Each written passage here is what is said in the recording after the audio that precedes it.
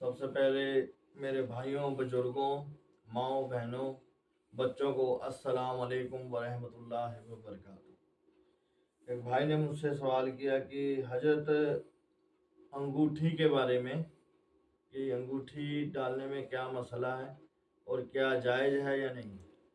तो सबसे पहले मैं बताता चलूँ कि अंगूठी डालना सुन्नत है और इसमें पत्थर डालना भी सुन्नत है।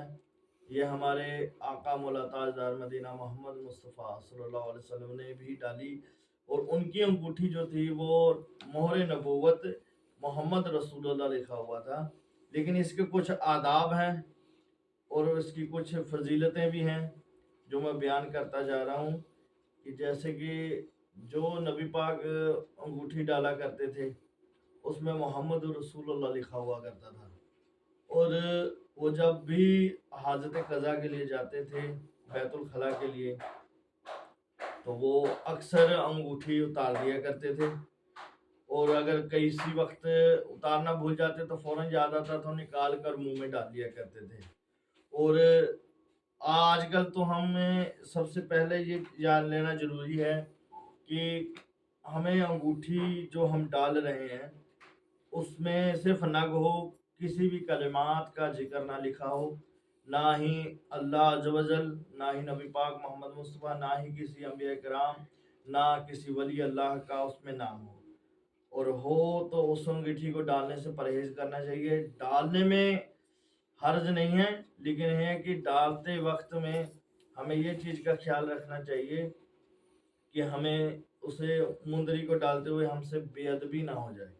क्योंकि अंगूठी या इसी तरह तावीज़ात में भी है, अगर तावीज़ात लिखा हो किसी से लिया, तो तावीज़ अगर गिलाफ में है या किसी चीज़ में जड़ा हुआ है तो उसे डालना जायज़ है।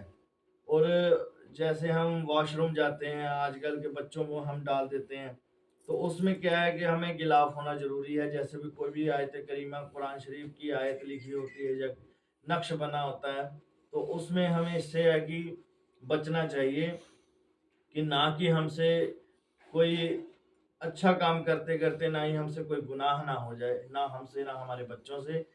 और अक्सर हम तावीज़ात जैसे हम देते हैं या किसी भी बारगाह से हम लेते हैं तावीज़ात तबरुकातन तौर पर, तो उसको चांदी में या किसी गिलाफ में डाल लेना चाहिए। इससे क्या है कि वो इसमें पाक बचा रहता है, नाम पाक की अदब रहता है और बचा रहता है इसी चीज़ में। और इसी तरह मुंदरी में है कि जो अंगूठी हम डाल रहे हैं उस अंगूठी को सिर्फ एक नग हो, तो उसमें बाथरूम में जाएं जैसे मर्जी, उसमें कोई हर्ज नहीं। ये चीज़ का हमें ख़ास ख्याल रखना चाहिए। ये वजाहत करते हुए मेरे भाई ने जिसने पूछा उस सवाल का उसका जवाब मैंने दिया। अस्सलाम वालेकुम वरहमतुल्लाहि वबरकातुहू।